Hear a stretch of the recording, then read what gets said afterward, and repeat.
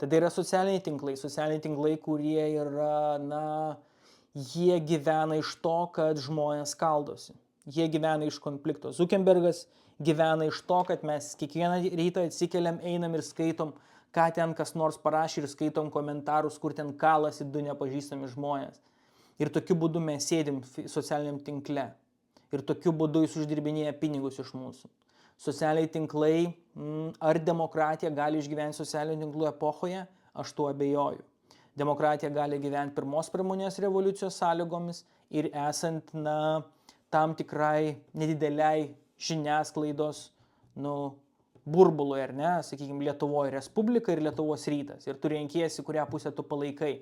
Bet tai yra ganėtinai kontroliuojama, jūs suprantat mano logiką, ar ne? Jau visai frykam duodi vakaro žinias, kad jau ten visai nurimtų. Socialiniai medijai tai visiškai kita logika, kitas pasaulis, kiekvienas sudėlioja savo pasaulį į savo informacinę erdvę, o ant viso to dar Zuckerbergas nusprendė, ką tu iš tikrųjų matysi.